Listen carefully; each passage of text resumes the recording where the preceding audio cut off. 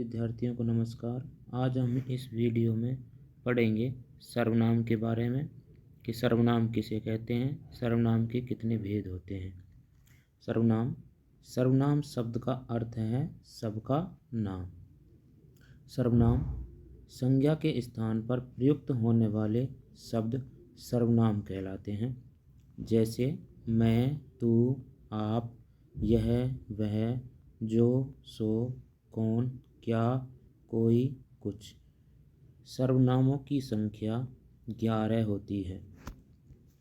सर्वनाम के भेद। सर्वनाम के 6 प्रकार यानी 6 भेद होते हैं। 1. पुरुषवाचक सर्वनाम। जिन सर्वनामों का प्रयोग बोलने वाले, सुनने वाले या अन्य किसी व्यक्ति के स्थान पर किया जाता है उन्हें पुरुषवाचक सर्वनाम कहते हैं। पुरुषवाचक सर्वनाम 3 प्रकार के होते हैं। उत्तम पुरुषवाचक सर्वनाम वे सर्वनाम शब्द जिनका प्रयोग बोलने वाला व्यक्ति स्वयं अपने लिए करता है। जैसे मैं, हम, मुझे, मेरा, हमारा, हमें। मध्यम पुरुष सर्वनाम वे सर्वनाम शब्द जो सुनने वाले के लिए प्रयुक्त किए जाते हैं। जिस सर्वनाम का प्रयोग उसके लिए हो जिससे कोई बात कही जाती है। जैसे तू, तुम, आप, तेरा, तुम्हें, आपका। अन्य पुरुषवाचक सर्वनाम जिस सर्वनाम का प्रयोग उसके लिए हो जिसके विषय में कुछ कहा जाता है, अर्थात वे सर्वनाम जिनका प्रयोग बोलने तथा सुनने वाला व्यक्ति किसी अन्य व्यक्ति के लिए प्रयुक्त किया जाता है या करता है। जैसे वह, वे, उन्हें, उसे, उसका। दूसरा सर्वनाम है निश्चयवाचक सर्वनाम। जिन सर्वनामों से किसी वस्तु या व्यक्ति अथवा पदार्थ के विषय में निश्चित ज्ञान हो निश्चयवाचक सर्वनाम कहलाता है। इस सर्वनाम में यह और वह ये 2 सर्वनाम आते हैं। जैसे नज़दीक के लिए यह और दूर की वस्तु के लिए वह का प्रयोग किया जाता है। लेकिन निश्चितता बताने के लिए जैसे यह पुस्तक है या दूर रखी हुई पुस्तक से बोलेंगे कि वह पुस्तक है तो निश्चित वाचक सर्वनाम होगा।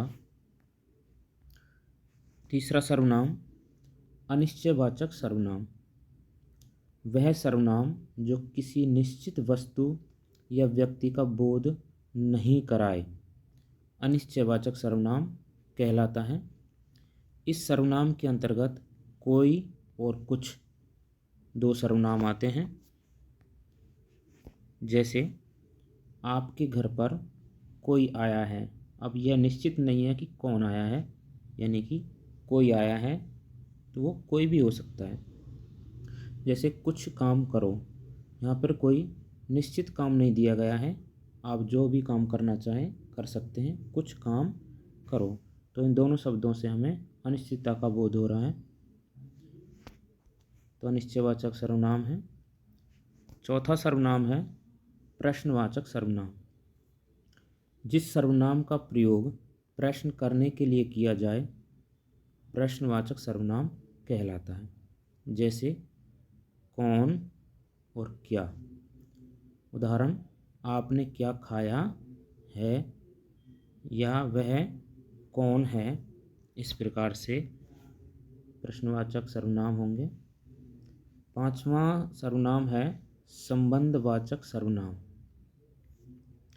वे सर्वनाम जो 2 अलग अलग बातों के स्पष्ट संबंध को व्यक्त करते हैं उन्हें संबंधवाचक सर्वनाम कहते हैं। जैसे जो वह, जो सो, जिसकी उसकी जितना उतना। उदाहरण से समझते हैं। जो पढ़ेगा सो पास होगा, यानी जो और सो। छठा, निजवाचक सर्वनाम। वे सर्वनाम जिन्हें बोलने वाला स्वयं अपने लिए प्रयुक्त करता है उन्हें निजवाचक सर्वनाम कहते हैं। जैसे आप, अपना, स्वयं, खुद। उदाहरण, मैं अपना खाना बना रही हूँ। मैं अपना खाना बना रही हूँ या बना रहा हूँ, इसमें अपना स्वयं के लिए आया है। जैसे मैं स्वयं चला जाऊँगा, तो स्वयं यहाँ पे निजवाचक सर्वनाम है। अभ्यास प्रश्न। सर्वनाम के कितने भेद होते हैं? कोई आ रहा है वाक्य में कौन सा सर्वनाम है? स्वयं, खुद किस सर्वनाम में आते हैं? तुम कहाँ जा रहे हो वाक्य में सर्वनाम का भेद बताइए। पुरुषवाचक सर्वनाम के कितने भेद होते हैं? ये अभ्यास प्रश्न हैं जो आपको अपनी नोटबुक में लिखने हैं। इनके उत्तर यहाँ पे दिए जा रहे हैं, इन्हें देखकर भी आप उत्तर लिख सकते हैं। धन्यवाद।